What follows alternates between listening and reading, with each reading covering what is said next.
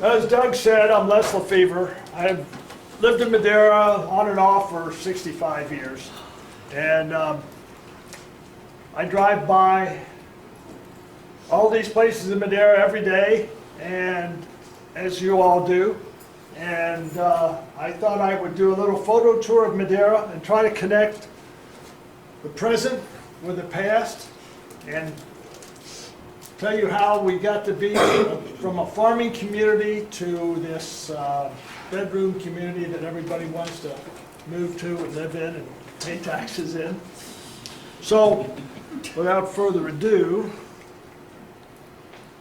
everybody's familiar with Miami Avenue as it is today with Kroger's and the Bradford pear trees and the train station, but it wasn't always Miami Avenue. It was originally Moore Avenue, named for a developer in Madeira, and then Montgomery Avenue, and then at Camargo Road from down to Marymount, it was known as Montgomery Plainville Pike, and eventually Miami Avenue. So it's been something that's kind of evolved over the years. That's the way, they say that's a 1900 picture. I think it's probably a little later than that, looking at the poles and the light pole. So this is evidently after electricity came to Madeira, and that didn't come till about 1905 when the substation was built in Madeira. But you can still see the Muchmore House, which is just past the train station. It's still there. The Armstrong House, you just see a corner over on the right, and the Muchmore building on the left, which was a store and Oddfellows Hall. Those are gone. You can see the Presbyterian Church further down on the left, that white building. And notice we got wooden sidewalks. At least they had sidewalks. They had two tracks though, and that's very important in Madeira because it was a railroad town. Now, this is Miami Avenue looking south, about 1956. And you'll notice that the farmland has now been planted with trees, and there's homes and businesses, a lot more than there were. The only thing you might recognize from that is Romaldo building there on the right. So that's where the Taylor's is now. And where the gas station sits there is where I think it's called U.S. Bank.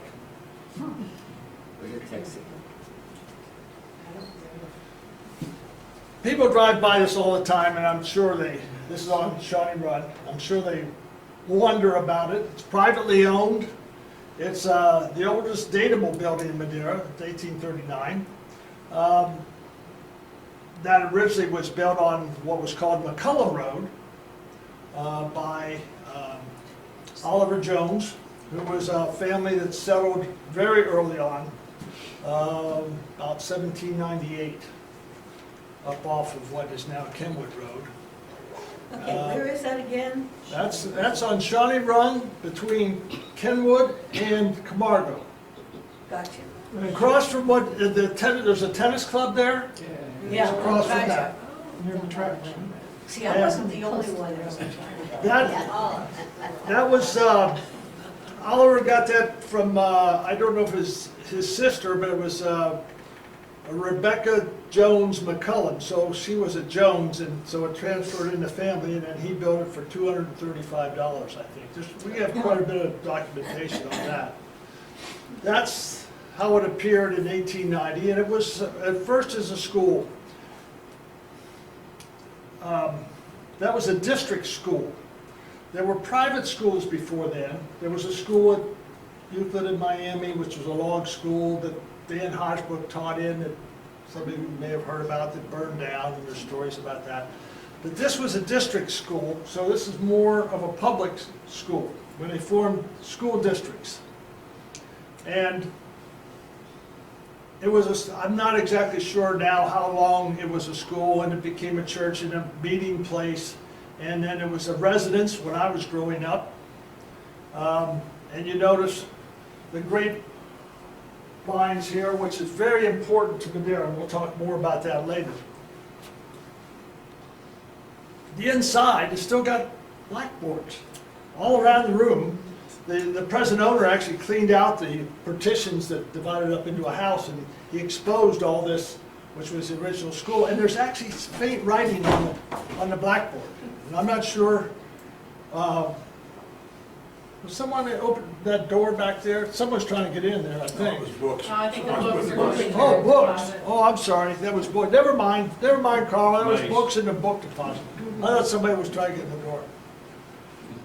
So there's even faint writing left on the board, although I didn't try to read it very closely. Probably a homework assignment. Yeah, it probably is. Might be yours. Not quite. This is another house that everybody's fairly familiar with. It sits next to the bird sanctuary. Nell Hosbrook's house. It looks almost exactly like it did 100 years ago. Miss Nell, when she passed away, I think it was in the early 1980s, donated that house and the bird sanctuary to the city. Now, that house sat on the original Hosbrook farm. There were two Hosbrook farms that actually faced Hosbrook Road. And Dan Hosbrook's ancestor, John Hosbrook, had a farm up on a hill there overlooking Hosbrook Road. And I'll just touch on those two farms just briefly, in that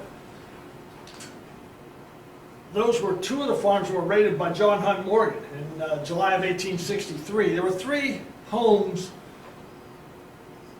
that are for sure were raided by Morgan's raiders in the July of 1863. And two of them were the Hosbrook houses up on Hosbrook Road. Now this house wasn't there at the time, but it was eventually subdivided off, and her father built this home here, Miss Nell's father, and she lived in it until she passed away. And she lived in there 90-some years, I believe. That's the way it looked 100 years ago.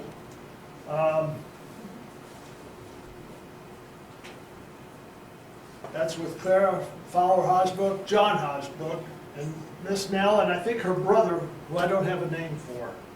I didn't get a name for him, so I'm not sure if someone knows it or not, but that hasn't, they were surveyors, the whole family, I think, were surveyors. You know, she's got a surveying tripod. Later on, Dan Hosbrook we have pictures of him in a surveyor's truck. So that house has been preserved, sits there in Miami. It's now a private residence. The city sold that house shortly after they acquired it from Miss Nell. But the bird sanctuary, I think they have to keep. I don't think they can sell that property.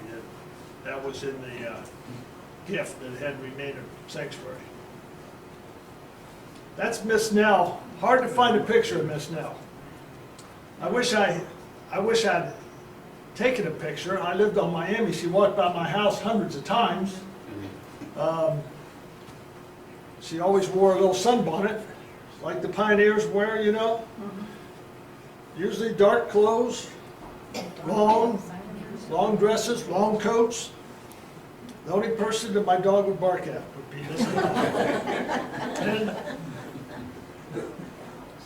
the Hosbrooks, there's another Hosbrook we'll talk about a little later. They were very generous. They both donated their property to the city of Madeira. Whoop, too fast. Go back. Now that we call the Case family home. It's now vacant. It's been in business. This house actually predates, we think, the Stone Schoolhouse. This was originally a schoolhouse, but not on that location. That schoolhouse was down in Allendale.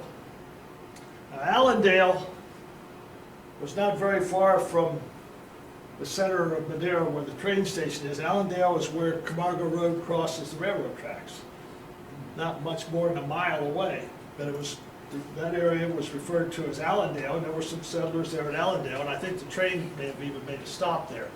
But that was a schoolhouse in Allendale, and it was eventually moved up Camargo Road when Allendale kind of disappeared and became a private home of the Case family. So that's the way it looked, probably back in the 30s, I think, circa 1935. Now Allendale and that Madeira originally only was smaller than it is today. It's had, I don't know how many annexations. I think 3 or 4, maybe even as many as 6. But one of the annexations was from about where the point is, or the marathon station, east towards Loveland, which would take in Allendale. And then the most major annexation, I think, would be South Kenwood. And that probably went from Shawnee Run Road down towards Wetzel. And that happened in the mid-80s. This was probably the reason for Madeira, which was the train coming through, and then they had a station here named after John Madeira, who was a treasurer for the Marietta, Ohio, Marietta, Cincinnati. Yeah. I forgot now. Marietta, yeah. Anyway, he owned land in this area, so they named the station after him, and then that became the name of the village. And that was built about 1866 to 1869, somewhere in that neighborhood. They generally considered 1866. They're not sure if that building's been remodeled or replaced, but the original building was there in 1866. It's now a restaurant. And 3 of the people are probably very responsible for that being owned by the city is on the left, Dan McDonald. McDonald Commons is named after. Oscar Meyer in the middle, who owned the George Meyer Lumber Company. And Marshall Selman, who was a longtime teacher, principal, and superintendent of their schools. And they were instrumental in having the railroad donate that or sell it for $1, I think, to the city of Madeira. Too fast, go back. Les, would you say that picture was maybe the 60s? This picture here, Yeah. 1980s, 70s. That was around yeah, that was in the the 70s, 70s, I yeah. think. That would be my guess. There's no date on it. As you can see, it was the B&O Railroad after it was in Marietta and Ohio, I think. It became the Baltimore and Ohio Railroad. And 1912, you could buy a ticket for $6, and there was a 60-trip ticket a month. That's C.H. DeMar. We battled the interstate now. In 1912, you could buy a commuter ticket for $6 that would take you down Cincinnati. You could buy a token for the interurban or electric train, which we'll talk about later, which ran to Madeira and ran from Norwood to Hillsborough, Ohio. So you had 2 different trains that you could use to commute from town, from the city, out to Madeira. Though we wish we had one of those now, so you can avoid that interstate. We don't. That's 1915, picture of the fountain and the station as it looked then. And that fountain was destroyed in an auto accident sometime in the past, and then we were able to find out that Stewart Iron Works had the plans for the original fountain that they constructed there in Kentucky. So the city had a fountain reconstructed identical to the original one. It's a little placed a little differently, but similar. But it's the exact same reproduction of the original fountain. Is that Dawson Road? Yes. This is Dawson Road. There's only two streets in Madeira that retain their original names from the period that goes way back, and that's Dawson and Laurel. Euclid Road was originally Bond Street. Miami, of course, was Moore, and Montgomery Plainville. Kenwood was Madison Pike. What else? Oh, Shawnee Run was McCullum. About Camargo. Camargo was always Camargo, but Camargo wasn't built till, let's say, 1870s. And it was a toll road when they built it. But it was always Camargo. And the origination of the name Camargo is kind of a mystery too. I don't know if the people of Indian Hill have tried to research where that name really came from. There's a couple theories on it, but some mystery about where that name came from.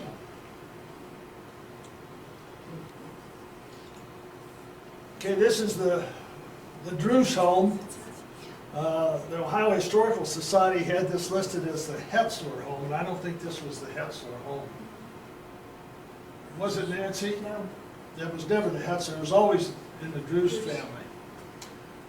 It dates back to mid-1860s, Civil War period. That's how it looks today. I know there's 5 or 6 people here that are real familiar with that house because we had a classmate that lived there. A lot of doctors have lived there, so at least 3 or 4 that I can think of. That's the way it looked. Probably, I would say it's probably in the late 20s, 30s, something like that, before the porch was extended up.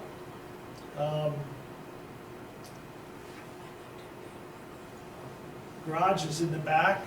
Probably there was another building in the back there.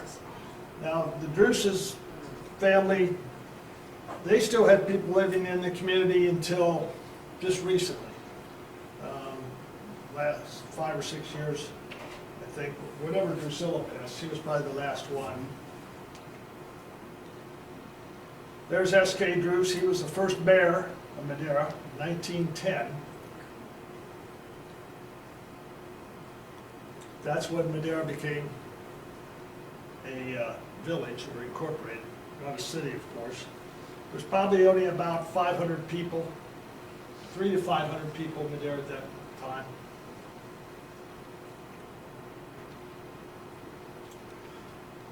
This is a house we all drive by on Miami Avenue.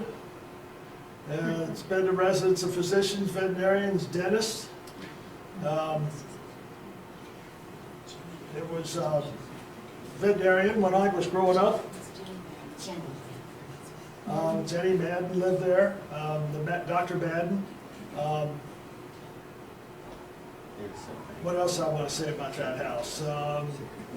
That probably dates, that's a Victorian house that probably dates back to around 1890. Do you know when that house was built, Tom? Tom lives there now. So. Warren Joyce, that was 1885 to 1895. Okay, that's what I would have guessed. Right, so.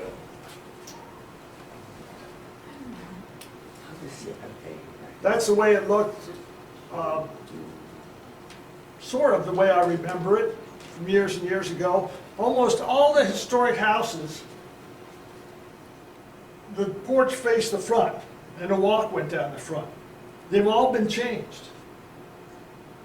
And what changed them was, instead of walking everywhere, we have cars. And people want to go straight from their house to the driveway. They don't want to walk down. They're not interested in walking down to the street. So on a lot of these historical houses, you'll see all the walks have changed. The ones that I have older pictures of. I wish I had, and if anybody has older pictures of some of these houses, we'd love to have them. I know there's got to be some out there somewhere. You can notice there's not many buildings around. Is that tree still there, the big one? Is that gone, I Tom? lost it a couple of years ago to the, was it the ash borer? Oh, the ash borer, that's an ash. 3 years ago. Now, these are the Hetzler family tombstones. The Hetzler house was just on the, was on this parking lot. And they removed that when they built the library, and there was a cemetery where we are right now. It was the family cemetery. Now, I grew up across the street, and I never knew the cemetery was here. all the tombstones were either laying down or they'd been removed. Some of them had been put in a floor of a garage, which I think was a house that sat at this end of the property, the Grace House. But these tombstones have been moved from the hill where this building is to the other side of the parking lot. That is Jacob Hetzler. Jacob Hetzler passed away in 1850, in the 92nd year of his age. So he was born well before we were a country. And he was one of the very early settlers. The first settlers came to this area in 1798, 1800, and there was not more than a half dozen families. So you can see these tombstones, but the way to see them is by the historical property, the Miller House, which I'll show you next, and because otherwise you got to climb a big wall to get to them. So there's about I have a picture of all of them. There's about 6 or 7 stones up there with members of the family. And that's the Miller House. That's a historical society. It's right next door. It's sandwiched between the Victorian house that I showed you, Tom Pritch's house, and the library. And you can go off that property to the right. There's what do we have there? 2 acres? Acre and a half. With it's all been landscaped back to its original gardens. That's a 1922 Sears house. It was a kid house. Probably came on a train. They unloaded it at the train station, and a local builder puts it together. And so all the grounds have been restored. Pretty much the original design. We had the original landscape design, so we restored it, and it's now a museum that's open twice a month for people to come and tour. So and that's a house that almost everybody's familiar with, the Muchmore House, which sits across the street from the train station.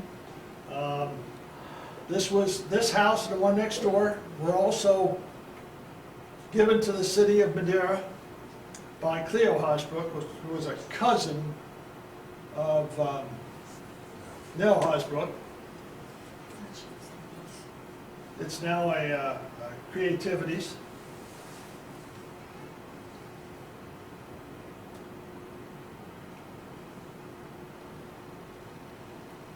Now this is the way it looked about 1890.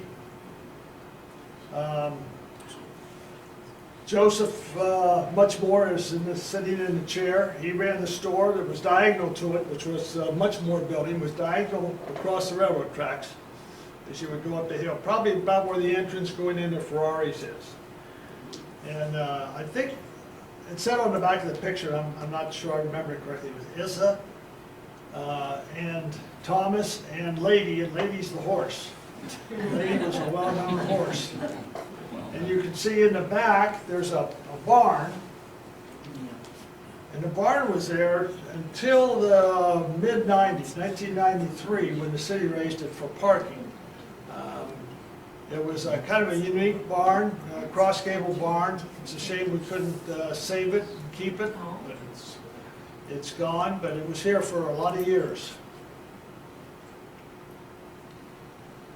Now that's the home that Cleo lived in. She was related to the Muchmores by marriage? Grandparents. Her grandparents. You got to realize, years ago, there weren't a lot of families to choose from. You were marrying them, you didn't see that many people. So a lot of the DeMars and the Hodgebrooks and the Manns and some of these families I'll get to eventually, they all intermarried. So they ended up inheriting property, acquired property by marriage. There was a clothes closet, women's club clothes closet for many, many, many years. It's now a yogurt, not a factory, yogurt store. Ice cream, Yeah. specialty, It's new. a brothel. That's the way it looked back in the 50s. There was where that cement block building is to the left, actually it was another house almost identical to that one that you see that was torn down. That was, the building to the left had Roflo's paint store, had Llewellyn's clothing store. Yeah, the dry cleaners, patent dry cleaners, and that was finally torn down. That was torn down before Dot Max was vacated. It hasn't changed, that hasn't changed too much. That's Cleo on the right. And see the picture on the left is with the Keener family, and some of you probably know June Riley, whose father was a policeman in Madeira back in the 50s, and that's June is the young girl in the front here on the left, and that's Cleo on the right. And Is the boy Kenny here? The little boy? I don't know June's brother's name, is that his name? I don't know. I mean, when you said Keener, I'm like, oh my gosh. I don't know how many Keeners are around, I didn't even, I should have told June I was doing this program, but I didn't, I couldn't contact everybody. Yeah. So I was hoping the word got out, so, that's her brother's name, that's him. And they had the shoe store also, right? Well, yes. I'll get to that now. Okay. This is the Westling Door Homestead, as it looks today on Euclid and Osbrook Roads. This is the earliest farmhouse in central Madeira. Been added on to a couple times. The center section is the original section, and it was a fairly, I don't know, good-sized farm, maybe 50, 60 acres type farm. There were a number of them going up. At that time, it was Bond Road, because the Bonds lived further west. That's a historical picture. And I'm not sure when that was taken. Door, Grandma Westling, 1890 something. okay, Fred Door, all the names are on there, but I kind of cropped them off. Jam She just said 1890. So descendants of this family still live in Madeira. Well, they're still around. Madeira, for many years, has been generational. In other words, people had children and they started families and they lived here, and they had children and they lived here. It's transitioning. Now it's more transient people that live here. When I say transient, I don't mean people jumping off boxcars. I mean people that are brought here by big companies and they're here for 5 or 6 years and they move on. So it's rapidly changing in its morphology and how the population is made up. But all these places are still here. So this is the roots of the community. And most people don't, even people who lived here a long time, don't realize all these places are still here. This is, was owned by J.D. Moore, who was a builder in Madeira. Owned a number of different houses. I don't know the sequence of when he owned them or if he, exactly, because I'll have other pictures that are attributed to J.D. Moore. This one's on Miami. He married the granddaughter of Jacob Mann, who was another early settler. This is about, these houses on Miami are the new growth, what's considered new growth in Madeira in the 1870s, but still in the main area. This is after the railroad. When the railroad came, then you got more settlers. Is this toward Marymount on Miami? Yes, we're across from the middle school. Okay, That's right across from the Madeira Swim Club. okay. Okay? In fact, I parked the Madeira Swim Club driveway to take that picture. I don't have historical pictures of those houses. I've knocked on those doors and never, haven't been able to reach anybody. I just wondered if they knew anything about their houses or had any historical pictures. This is a Catherine Mann house. She and her husband Joseph Mann were descendants of early settlers, Jacob Mann and Jacob Hetzler, who arrived in about 1800. So, and I think since the, the Moors married the Manns, so maybe that's how he got that property, by marriage. I don't know exactly how that happened. So that house is still there. It's only 2 doors down from what I just showed you. This is even an older home. This is the William Mann house on Shawnee Run. It's just past Williamsburg office development there. It dates back to the 1850s, before the railroad. And he is the son of John Mann, whose house was on Miami, and originally on 54 acres. I don't know, it's hard to know who built these houses and who lived in them. It's called the Mann House, and that's what the Historical Society says, but I don't know if they built it. It's hard to follow the transition. This is another home attributed to J.D. Moore, built in the 1860s.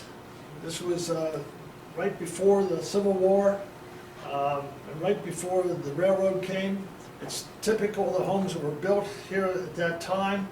I could be wrong, it could have been built in 1867. It's just, but it's Warren Joyce at 1860. There's another house towards Matt. This is next to the nursing home, okay, on Camargo. There's another house, which would be west on Camargo, called the Hilltop House. It's exactly the same design. And it has a thing over the transom that says 1860. So I think that's why this is, like, we think this is 1860. But J.D. Moore was a major builder in Madeira. And that's why it was called Moore Avenue. He could have built a much more house. We don't, we just don't have a record of that. But it's all similar designs, so. This is a farmhouse on Kenwood Road. This is one of the 4 farmhouses on Kenwood Road, which was Madisonville Pike, or Madison Pike, they called it either one. That predate the railroad. This farm extended to Stewart Road. There were a couple farms there that extended all the way to Stewart Road. Actually, in that section, there were only 3 or 4 farms that went all the way to Stewart Road. That family has lived there for over 100 years.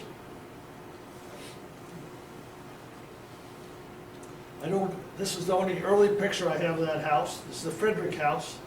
This is, okay, a little note to myself on the bottom there.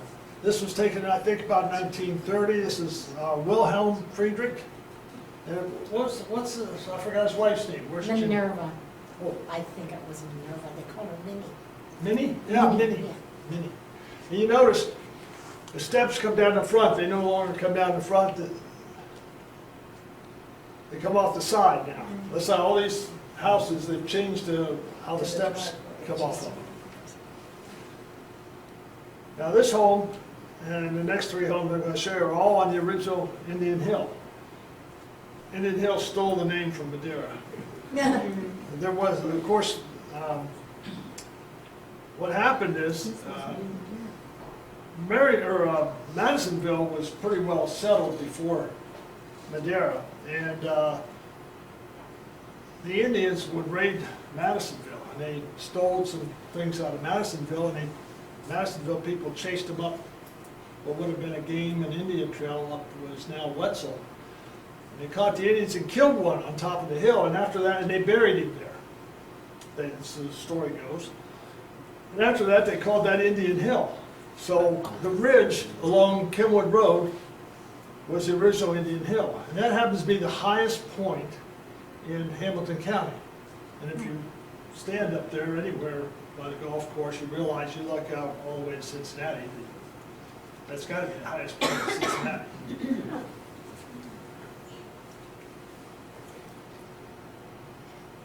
This is the Jones DeMar House on Kenwood Road. This property was sold in 1798. The present home was built about 1851, 1855, somewhere in there. It was originally, on the maps I saw, was a 1869 map. It was a farm of 94 acres.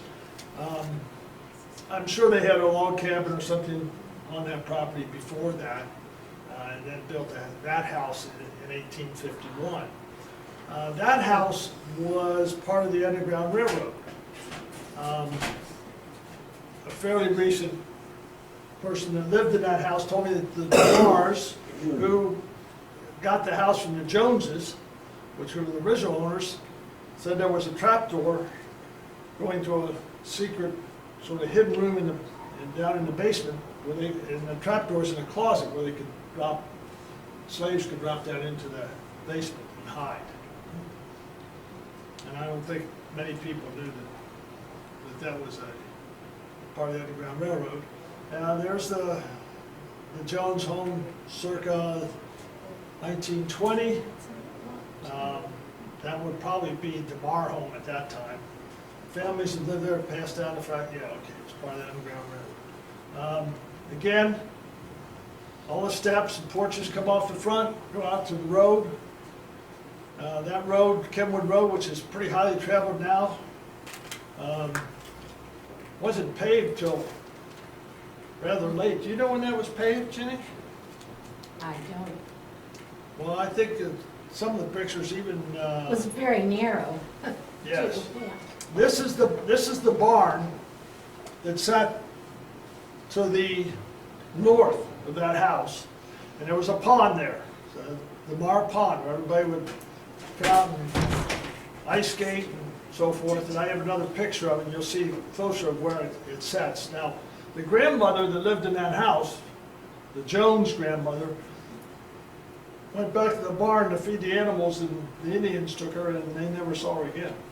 So, not only were we raided by John Hunt Morgan, the Indians would raid the early settlers here too. And I imagine that may have even preceded that house. I imagine it was. I can't imagine Indians still stealing people in the 1850s. I imagine that was previous to that, because they were there from 1798 on.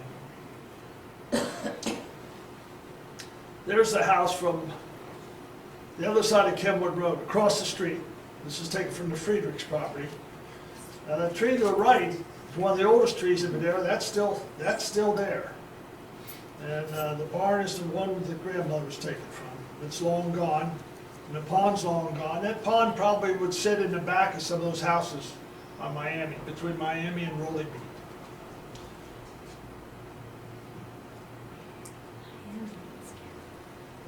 Now, the Jones family cemetery, still there. It sits back on private property off of Rolling. It has the tombstone of John Jones, who was a Revolutionary soldier. So, I've got to repeat myself here. Okay, grandmother's captured by the Indians, yep. There's his tombstone, the memory of John Jones. Departed in 1821, March 24, 1821, at 57 years old. So there's probably 20 graves in that cemetery. It's on private property, and actually the property owners do most of the maintenance of it. Every once in a while, the Historical Society will get up there and paint the fence or something, which it needs to be painted again, as I look at it.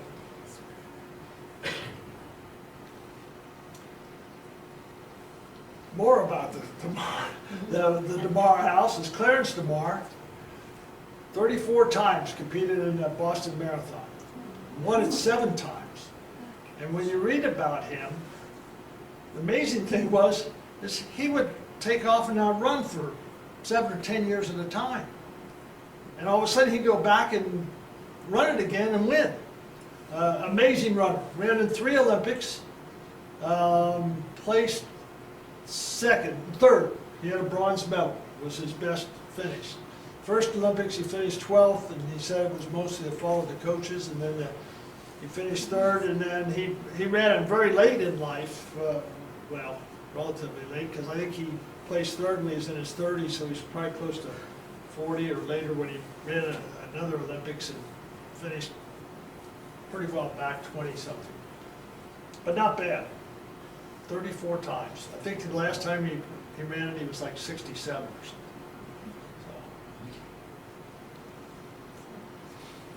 This is the Boyer House. This is the third house that preceded the railroad up off Kenwood Road. That house looked like that back in the 1800s. They owned on both sides of Kenwood Road. I live off of Cherokee, and I live on property that was owned by Annie Boyer. And that was up until the 1860s, I think. So that house hasn't changed all that much. Hasn't been really added on too much. There might be a little something in the back. And this is the fourth residence on Kenwood Road. And this is the Clayson Miller property. Millers still live in Madeira. Clayson and the Millers married. And Clayson, I know originally owned property all the way over to Wetzel. And Clayson was the mayor of Madisonville at one time, back in the 1860s, about there in the Civil War. This house hasn't changed a lot in outward appearance. You can't tell, but this porch and addition in the back, if it is an addition, I'm not even sure it is still there. Originally 150-acre farm, dates back to 1850, yep. Millers are still here. Their descendants still live on Kenwood Road, not in that house, but another house on Kenwood Road. That's that farm. Same view, just from Wetzel. The trees kind of block the view. That's the side look on it. Kenwood Road would be over here to the right.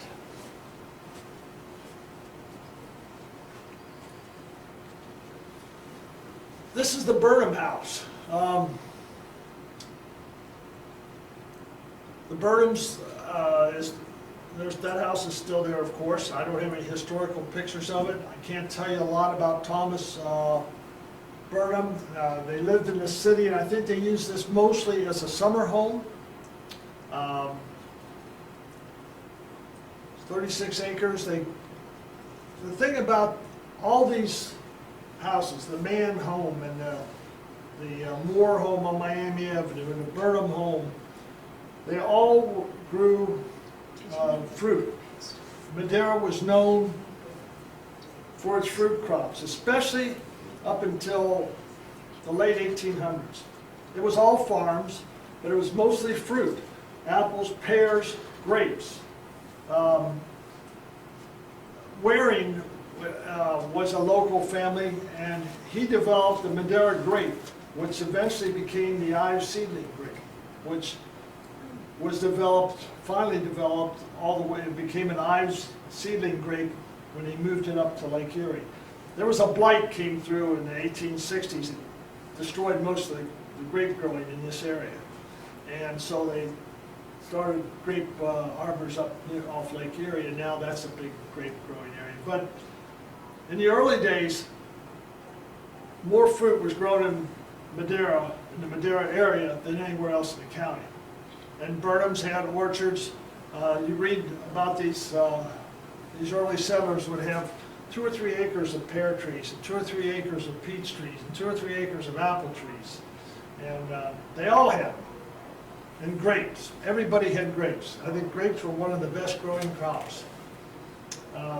This house, I guess in the 90s, is when they subdivided that property, And it's now some real nice homes around it, but that house is still there. I couldn't get any more information because right now the people are not there. They're either take off for part of the year or Where something. is that house, Les? Burnham Meadows, which is off Camargo. Isn't that good, Pastor? Good pastor's Yeah. house. Bill and Mary, good pastor. Yes. I don't know if they still live there or not. As far as I know, they do. This building is now the Madeira Shoe Repair. It has a real long history in Madeira. It was the second post office after the Muchmore building, which was down by the railroad. It was the second post office. It became City Hall. We had Sunday school classes in the back of it. One of the two places that would have Sunday school classes other than the Presbyterian Church, the other one was the train station. Many a cold morning, we'd huddle around the wood-burning stove in the train station for Sunday school, and then sometimes we'd have Sunday school class behind that in the back room there. So that is still there, but that goes way back. That's probably taken in the 30s. There was The this- library was in that building too at one time. Yes, the library. Police Yep. station. The library was, oh, I gave up there, first library. That was the first one, as far as I know. The first council chambers, I think they used the train station. This council chamber is also this. Yeah. Cincinnati Columbus Traction Company, substation number 1. This dates to about 1905. It's a brick, it's stucco covered brick, and there's a sign on the side. I think that, no. Like I said, the electric trains paralleled the railroad tracks on Camargo coming up from Madisonville. Crossed over the railroad tracks about where the lumber company is on a trestle. Then went, crossed Miami, just north of probably where the Coffee Please is. Entered this substation, and they created electricity here. So that's when Madeira got electricity, 1905. They were able to get electricity from this substation. You could travel. I had a patient that researched all this, and he had it down. He knew every stop that the train would make. It would go from here up through Clippinger Woods, crossed over where the Indian Hill Middle School is, down an area called Redbird Hollow to Gibbon Road, then out to Milford, and from Milford out to Owensville, which was originally called Boston. For you people out, grew up out that way. What it was called? Huh? New Boston. New Boston, okay? And then it ended at Hillsborough. It was the Cincinnati Columbus traction line, but it didn't make it to Columbus. It only made it as far as Hillsborough. But you could travel from Madeira to Hillsborough in 45 minutes. You can't do that today.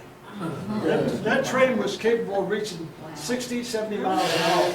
So on the straight stretches, where there was no hills, no interference, they could make up time. And of course, you had no traffic lights, didn't have to stop except for their designated stations.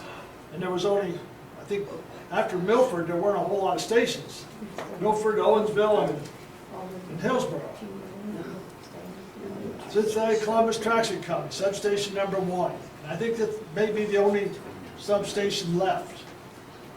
And I don't know how many there were. There's the electric train. You gotta figure that was pretty nice. You didn't if you took the B&O in, well, you had to deal with all the steam and the smoke. And if you open the windows, you get dirty. This is all electric, so it was basically noiseless and pollution-free. And that's the trestle about somewhere down near the lumber company where it would cross over. And that ran till about 1915. And then everybody decided they had to have a Model T. And so They all went out and bought a Model T, and the demand for these died. And I don't know what they're doing there. You notice there's people up there, so I don't know whether it was running there or not running, but, It looks closed. oh, back. Miami Avenue again, that's looking down the hill, that's the traction building on the right. You can see that's taken 1935. I have the name of the person in that picture, but I forgot, I didn't put it on there, so I forgot who it is. Now where Coffee Please is and Kroger's, that's all changed. Those were residences in there.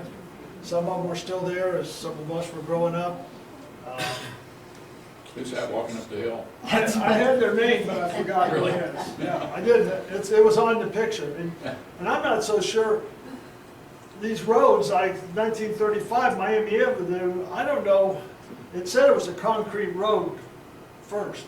I don't know if it's concrete there or if it's still just gravel or whatever. It doesn't look concrete there, but Well, the sidewalk looks the concrete. sidewalk is definitely Yeah, you can see concrete. the edge of It's it. that's brand new, that sidewalk. They Yeah. haven't even backfilled it in. There's the way it looks today. Changed a little bit, Yeah. changed quite a bit.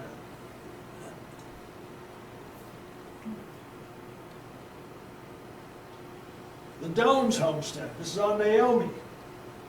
This is the other residents that for sure was rated by mortgage rate were reimbursed by the state of Ohio. The state of Ohio reimbursed anybody that lost horses or bridles or saddles and reimbursed them. So that's how we know what houses were rated by mortgage raters, at least the ones that they took something. They didn't take something from every home they visited. Sometimes it was just food. If it was just food, they couldn't claim that. So this house faces Naomi, which is facing north, but originally it faced west because Naomi didn't exist. So Warren Joyce did that house, and there probably was not this section that you see, but probably another section back here was the original part of the house that faced Miami Avenue. And there was other Dones houses on Dones property too, further up Miami. So, yes, I lived in that house when I went to high school. you did. Yes, that was it. My Well- dad pretty much took it down to the studs and places and rebuilt parts of it. Could you tell the old house from the additions, or could you tell where they'd added on or not? If he knew, he probably knew, I don't. Uh-huh. What was your family name? Robinson. That's James, and these pictures, your family, the people that have lived there have handed these pictures down. So this is the James Doan Sr., the original owner of that property. And the Doan's property went all the way down to the railroad tracks. So it was a good bit of property. There's Mr. and Mrs. Doan's in their later years, typical pioneer-looking family. They look so happy. Yeah. And this was their son, James Dones, Yeah. as a young man and as an older gentleman. We're getting near the end. Now this will be another talk someday. I've always wanted to do this, but this is McDonald Commons. Everybody's pretty familiar with the park, the recreation area, and it was once a dump. And it was home to local waste collection family in the town's dump, and acquired in what year was it acquired by the city? 1970, You were counsel then. 1970s, late 1970s. Before that, the Spaldings lived there. Now, for you that think we're not diversified, there was a lot of black families lived, now, over the years, a lot of black families have lived in Madeira. And the black families lived to the east of the railroad tracks, almost all the way to Madisonville. And there were quite a number of different, the Pleasants and Spaldings lived down around this dump area, and they ran the trash collection. At one time, they were bigger than Rumpke. And then there were other families all on that hillside, all backing up to what is now Camargo Canyon. Actually, on both sides of Camargo. We all went to school, well, not we all, but a lot of us went to school with the Andersons and Thomases and the McGivens and the Greens and the Pleasants. Pleasants. You might like to know that Carwin Pleasant, who was in the class of 1951, Mhm. who came up to the front porch of that house that I said I lived in, Uh-huh. to tell me goodbye when he was going off to Arkansas to go to school. My father, Oh. I can't even talk about my father because I sat on the front steps with Carwin Uh-huh. when he came out. And in 3 years ago, 2015, Carwin died 2016. 2015, Carwin was inducted into the Black Musicians Hall of Fame. He No idea. became a teacher. He was Chelsea Clinton's teacher. Is that And right? on a first name basis with the. We need that information. I had no idea. See, we're all learning something today. I know every one of us has learned something new today. The Spaldings, I have their whole family history, and I've seen the Spaldings. I've seen Rosie Green. What was her maiden name? Greer? Rosie Rear. Greer, I think. She was a patient of mine, and Clyde Anderson. I said, give me pictures and stuff about your families. And oh yeah, we will, because I'd love to do a program on the African American community that lived in Madeira for many, many years. And the Wattses, and there's a bunch. But just to show you, they go way back. These are Spaldings here. And I think that's taken down by the train station. And you know, that's got to be, yeah, it says Spaldings on it. That's quite a long time ago. But that's the only picture I have of the Spaldings. And I went to school with Pleasant. Jackie Pleasant was closer to our age. I guess he was the He youngest graduated, one. he was in my class. So we would welcome any historical information you have on Madeira, any pictures, because I think we really don't have a lot of pictures that are probably out there of old Madeira, and we would like it. So hopefully this is the end of the program. I hope you all enjoyed it. We're going to we videotape this, and we're going to try to put it on the internet, because I know a lot of people told me, oh, I want to see it, but we had plans Saturday afternoon. It's kind of a tough time to get people to come. But I thank you all for coming. And we have some books in the back. There's one there that I published from a classmate of mine, Mike Parrish, who grew up in Miami, and he tells about growing up in Miami. And then we have the regular, the one that's more in depth of Madeira. And we can answer any questions for you. But that's it.